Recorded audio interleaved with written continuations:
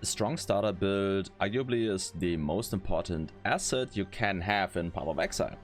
And today I wanted to talk about how the patch notes affect your starter build and what to look out for when you're looking for a starter build. To begin with, I have marked a couple of things that I thought are important for starter builds in general. So let's take a look. Generally, the new content and features obviously are a thing to look out for, but I would normally or generally not really consider these as starters for the broad audience. I myself will pretty much always start with a new skill, but that's because I'm a content creator and I kinda like the niche and like to figure out. But if you want to have a solid starter, do not take on any of the new skills because we just don't know how they will perform.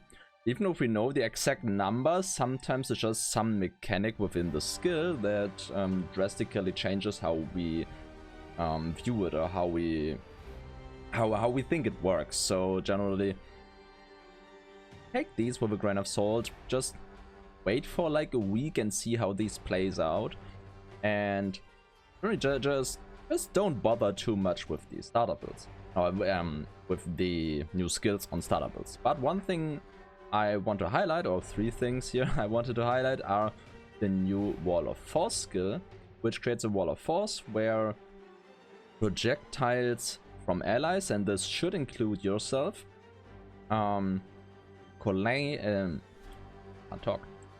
with the wall and then chain off to nearby targets. This means that when you put the wall behind a boss and then shoot projectiles into it, they will fly back to the boss. This was shown in the preview as well. And this actually might be an auto-include in most projectile builds. We have to see how the wording on the skill gem itself is exactly, because it has not been shown in the preview, like the gem information. Because if this does not take your own projectiles into account, it is a bit different. But if it does take your own projectiles into account, this generally will change how most projectile builds deal with bosses, but we'll have to see. Then we have the Living Lightning. This one is fairly interesting because while we don't know how strong this will be yet, it might be an interesting contender for stuff like curse spreading or debuff spreading, or generally just spread stuff you want on the enemies. So keep an eye on this one, and maybe you want to incorporate it in some form, maybe instead of the old brand setups where you would spread stuff with Arcanist brand. Maybe you can use this now, but we'll see. This one, as I said, might just be interesting. Then there are 3 new wand base types. These are fairly interesting. We don't know the base stats on these yet. We don't know the attack speed, the crit chance, everything. But all of these share the implicit modifier cannot roll caster modifier, which is crazy, because some of the unique ones have been changed to these ones, and these generally will make it fairly easy to roll a decent attack once. So starting out with a wonder might be something that could be fairly viable. We've had wonder starter previously with stuff like kinetic blast totems or something similar. Mines also were a good starter for wonder, and overall wonders might see a revival in league starters, but we'll see how exactly. Especially with the new one skills, mines might be interesting, but yeah, it's hard to tell yet. But these, again, something you should keep an eye on if you're interested in starting with wonder. And then one thing that is extremely important if you're looking at starter builds like a couple of days in, because asynchronous trade, if you haven't played Path of Exile 2, basically says that you can sell items while being offline. And this generally makes it so that mid-tier items are a whole lot more available much sooner, and high-end items will likely rise in price because they are easier to buy off the market. So basically what happens will be that when you're looking for starter builds, they are fairly likely to be better geared than previously. So like 2 days into the league, many streamers would be busy with pushing the league or pushing their endgame, and now it's much quicker to just get an intermediate update or upgrade for the build. So when you look at builds, when you look at the PoE Ninja and stuff, and you see, okay, the streamer played for 2 days, he took down some of the bigger bosses, and I want to play this build, keep in mind that you will likely need slightly better gear to have the same performance than in previous leagues, because generally mid-tier gear will be available sooner and better gear will be available sooner, and well, generally just more of it. So yeah, this is something to be considered as well. Generally you will also have more access to gears, so it shouldn't be as hard to come by, but it definitely is something to keep in mind. Then we get to the bloodlines. The bloodlines are pretty crazy because these might have biggest impact on character meta like 1 week in, maybe, when we know all the ascendancies, when we know everything. We don't know if all the ascendancies will be shown before league start. I do hope so, because it makes planning a lot easier, but I'm not sure, and we'll have to see. But what these do is that they split up your ascendancy points. So basically, when you're playing an ascendancy that is extremely strong, you likely won't have a lot of points left, and the bloodline ascendancies won't feel as good. But if you're playing an ascendancy that usually stops after 6 points, like the Saboteur, and arguably the Saboteur could stop after 2 points with just perfect crime, on some builds you generally have a lot of points left over that can gain a lot of power out of these bloodlines. And this is true for a couple of ascendancies, where you just take an ascendancy for like 2 points. If you're playing Retaliation, for example, this one uses an old tree.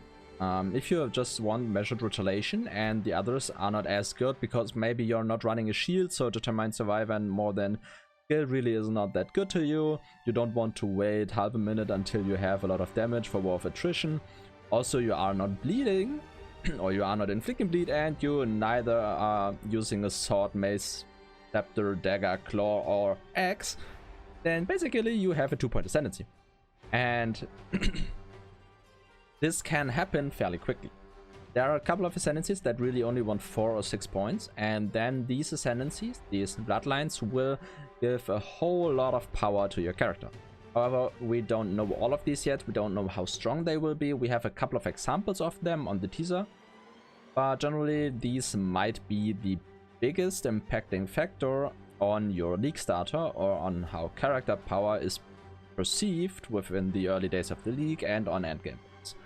Generally, this broadens up or widens the variety of builds you can pick as a league starter, because you have additional power to your ascendancy if you're, well, playing a weaker ascendancy. One thing to keep in mind here is that you need to defeat an endgame boss before getting these. So if you want the Lucia bloodline, for example, you need to defeat Lucia, and that might be difficult if your character sucks without it. So just keep that in mind, but you will always be able to buy carry for this, so maybe you'll just have to pay a divine for it. Then endgame changes. The most important one here is, I do think, the tier 17 change, which basically removes the get more maps, get more currency, whatever, from tier 17s, and due to tier 6.5 maps using these same modifiers, they will be affected as well. Also, they generally nerfed a lot of the high-end strats, so especially early in the league, before like new crazy strats are available, you will have a much better time just playing anything you like, just something you feel like your character is made for this works fairly well, and you don't need to be as crazy to have decent results compared to the rest of the economy. Because the economy might need a bit longer this time to really start catching speed and getting into the inflation phase. And generally as well, just might be a bit slower, because a lot of high-end strats have been nerfed that some people would reach on day 3 or day 4 of the league. And yeah, now we'll have to figure out new ways to really use our maps in the end game, but we'll see. Generally, you should be better off with a worse starter, is all I want to say. Then Ella's passive tree change generally are not too important. League changes. Syndicates have been made better. And they were pretty good already. So if you like Syndicate, go for it. Like, pretty insane. Then this one is not too important for League starters, but I want to highlight it because this might be very interesting for crafting. Harvest Reforged crafts guarantees certain modifier types, such as Reforge, a rare item with random modifier, including a lightning modifier, will now respect modifiers on item with modifier types, such as cannot roll attack mods. This is pretty interesting, because it might make stuff even easier to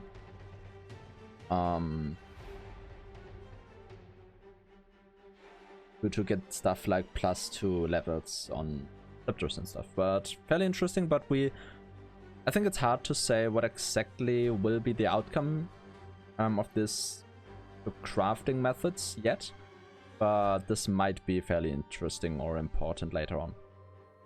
Then player changes. Spell suppression generally is weaker now, but can be made better through gear.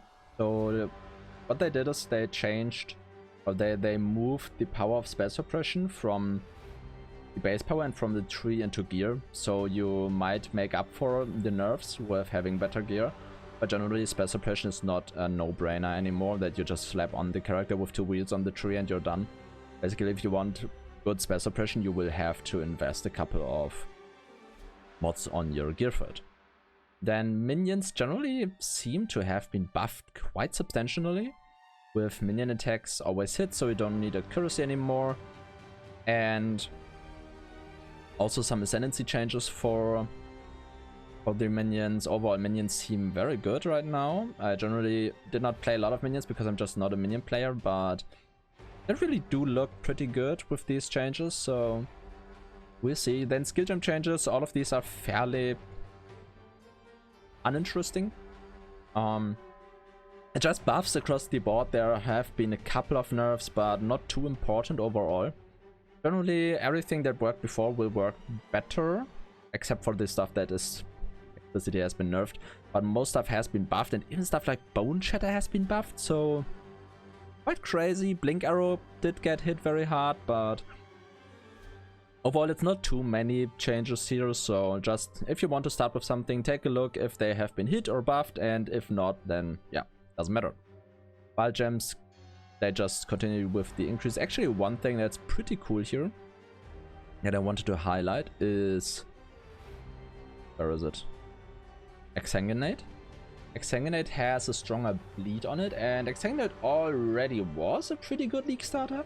It did have trouble when it came down to single target damage for stronger tier 16 bosses and early endgame bosses. But just to have something to blast through early maps, Exsanguinate already was really good, and it might have gotten a substantial buff, especially if we see some kind of bloodline ascendancy that works with bleed, or that works with physical damage over time, not bleed. This might be very interesting, so yeah. Keep an eye on Exsanguinate, might be a very, very strong starter, together with Reap for single target damage, so yeah. Just keep an eye on that, might be really, really good. The support gem changes aren't too important, Spellslinger is slightly better, but yeah, not too important here. Then overall ascendancies have been buffed across the board except for Trickster and Elementalist. Assassin will be fairly interesting, but there are so many changes on Assassin that I would say wait a bit for it, probably not start with it, but it can be a good starter if you know what you're doing. Then Trickster is pretty heavily nerfed, but well deserved. So in the end game, Trickster might still be one of the best if you have the gear for it, but definitely do not start out as a Trickster. It might be fairly miserable. Saboteur has had slightly higher cooldown. It got from 30% cooldown recovery to 40. While this seems very substantial, actually cooldown recovery quickly reaches points where it's very difficult to reach the next breakpoint. So maybe it is a buff for your build if you want to run Clockwork, but it might not have as much of an impact as it seems. Though maybe you'll hit a new breakpoint, maybe not, we'll see. Elementalist got nerfed, very well deserved. This was insanely strong, but kinda sad it only lasted 1 league. Not sure if the 50% nerf was like justified here, but yeah, very strong ascendancy, and probably wouldn't league start with it now before somebody has tested it. Corpse Pact has been buffed pretty substantially, because it's a lot easier to now hit the 200% increased attack and cast speed. For corpses consumed, you now only need like, what is it, 50 corpses or something, which is doable. So should overall see an increase in speed in your minions. Pathfinder pretty good buff, but I'm not sure how used this ascendancy was previously, because I just haven't played Pathfinder in years probably. Then Warden just basically got compensated with these suppression nerfs, so not sure if this really is good. Because as well as with Pathfinder I haven't played Warden really.